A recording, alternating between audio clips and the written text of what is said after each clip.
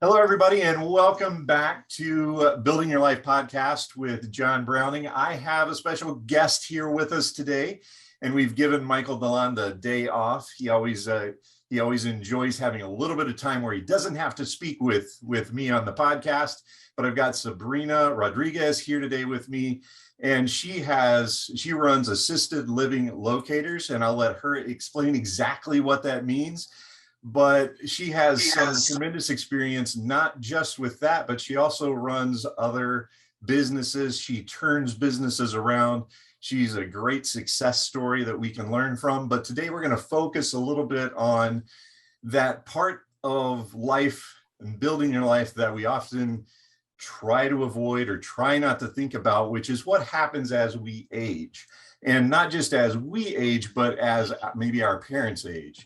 And some of the biggest concerns that people have as they're planning for retirement, number one is running out of money in retirement. And what is going to be required?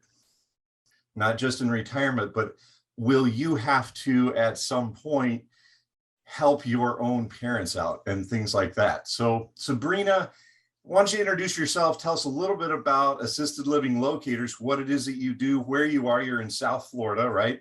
But tell us a little bit about that and why it's important. And then we'll just chat for a little bit about what this means for people. Thanks, John. Sabrena Rodriguez. I'm President and Senior Care Advisor for Assisted Living Locators. I own a franchise down here, 2 territories in Palm Beach and Broward County. We're all over the nation. There's 150 of us from California, Illinois, Texas, everywhere else, almost in all the states.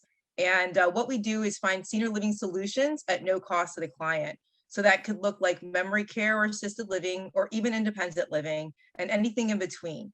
And I'm a great resource to help connect you to get to that next level in the senior healthcare community with my relationships with Medicare specialists, Medicaid planners, elder law attorneys, financial planners, you name it, I got it. I always try to come up with a solution. And even if you're not ready to place at that time, and you just need a home health aide or just need some advice, I'm here to help. And I've got resources that I would like to suggest and advice for you as well.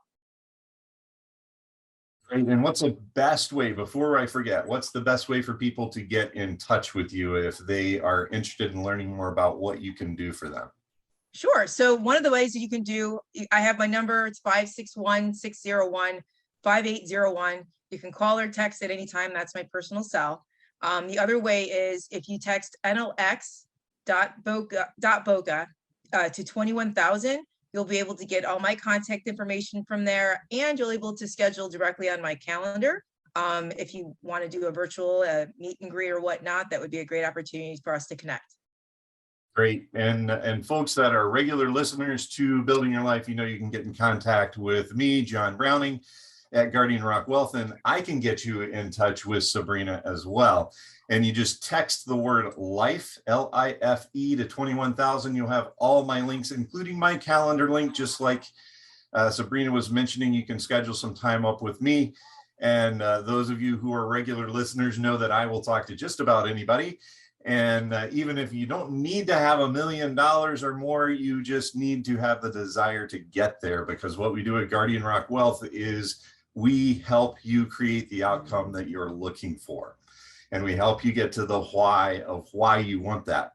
And we guard against certain things that might trip you up, one of which is this whole idea of long-term care, which again is something we don't like to think about, but is what Sabrena deals with all the time. And one of the things that I wanted to ask you, Sabrena, is what's the approximate, I know it's ballpark, Sure, but approximate cost when, like, you know, my parents are, you know, in their 80s, at some point there may just be no choice. They might need care. So if I need, like, say, part-time care, what would that cost? Or if I need full-time care, what would that cost? So it varies from state to state. And so in Florida, if we're talking specifically about Florida, it could be anywhere between $25 to $40 an hour for an aide. You can get something cheaper than that at 18 to 20, but you would have to source them yourself. And that's a lot of hard work. So a lot of people go through agencies and registries, which are a little bit more because they're background screened. As far as full-time care, if they need more help hands-on, you're looking at anywhere between $2,800 to about $20,000 a month, depending on the level of care for your loved ones. And really the most expensive part of this, the cost, is the level of care. An in-home 24-hour aide in Florida can run you almost $20,000 a month as well. So it is really costly, and depending on the level of care that you need or your parent needs, it's really important to take a look at the different solutions. So, I do always want to keep the family member in the house if they can stay there safely. So if they, just need a couple of things, being cleaned up in the house, dishes done, a meal made, 4 hours a day, that's more cost effective since mom owns the house. To stay in the house, aide comes in for a few hours a day, that's not bad. But when mom needs 8 hours or more, that's going to be very hard. And also, especially now at this time during COVID, to find a consistent staff person to come in, a caregiver to come in, and not call out. And there's a caregiver shortage right now. So the prices are going to go up. And obviously right now, lots of people that can afford will keep mom at home because they're afraid of COVID in some of the facilities. But those that can't afford, you can, have the option of going into facilities, again, anywhere between $2,800 to even $20,000 a month, depending on the level of care and how nice you want it. Right. Well, Sabrena, you and I have talked, my wife and I used to run home helpers, home care back when up around the Chicagoland area. And back then it used to cost around $10,000 to $12,000 a month. And that has really only been about, not quite 5 years ago. And this gives you, 20,000 from that 10 to 12,000. Can see where the prices just are essentially kind of skyrocketing for this type of care, and it's becoming necessary as we age. And the great thing is we age better and we age longer, typically speaking, and that's a good thing, but it can be a really difficult thing too if you don't plan for it. And you actually know Bruce Weinstein, and he and I just did a podcast last week. If people didn't get a chance to see that, definitely want to go take a look at that one. But he was talking about the new way that long-term care insurance works. It's a lot different than it used to be, and frankly, a lot better than it used to be. But people tend not to want to plan for that when they talk about their financial planning, which is, of course, what we do here at Guardian Rock Wealth. And part of what we do to add value is bring people like you and Bruce in as part of the team that does total wealth management. So a big question that a lot of my clients have had that you might be able to answer too is, what are the things to look for in like our parents in terms of when do they really need a little bit of help? And just elaborate on that, because that's a big question for a lot of our listeners. So I think the biggest thing is a control thing. So now, with the sandwich generation now, where you got children that you're supporting, and then also parents that you may have to support either financially or emotionally, it's really hard on that sandwich generation to do that. And the parents are parents. So driving is important to them, and their independence is so important to them. And when, you look at that, mom might forget where she put something at. Mom, you look in the refrigerator and you see lots of expired products.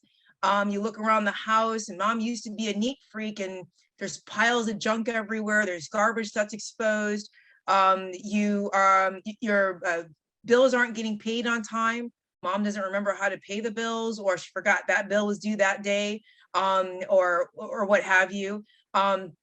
And driving itself. So, you have to pay close attention, because not only can mom hurt herself, but she can hurt other folks. There are situations where you're going to have to take away mom's driver's license if she's a hazard to herself. The best thing to do is to talk mom into recognizing that she's not really fit to drive, and also offers solutions to her so she doesn't feel like she's stuck in the house. So whether it be Pace down locally where you can have a bus pick up and drop off, whether it be Uber, if they're not afraid of that, which I don't think that I've ever seen a senior over the age of 80 use Uber by themselves. So Pace or a public transportation system would be good. But I would also say, changes in their behaviors and their mood is big. Depression can also lead folks to not want to be alone. So it may not necessarily just go mom is having some physical issues, not being able to pick up after herself, but also she might be having some emotional issues.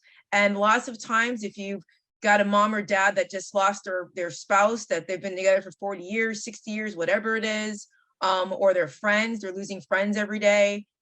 You've got to take a look and see, mom, are you isolated? Do you want to do adult daycare? Because are you alone by yourself watching TV and you're reclusive up into the house? You've got to offer solutions. And it's not always moving them into assisted living. It could be, like I said, a daycare. So they can be around folks, like-minded individuals, and have a good time and be doing activities instead of just watching the television. Socializing is such an important part of our senior community. And so during COVID, lots of seniors had quickly declined. And that was so sad to see. And when facilities were on lockdowns and people were afraid to put families into assisted living or even daycare, it really had isolated the seniors. And in fact, mental health became an issue, not just for our younger population, but for our senior population. So you really got to pay attention and take a look at the changes in their personality, their mood, and physically. Are they seeing as well as they used to see before? Are they forgetful? Like I said, expired food in the refrigerator, things on the counter that have never been there, hoarding, that have not keeping clean, them not keeping clean.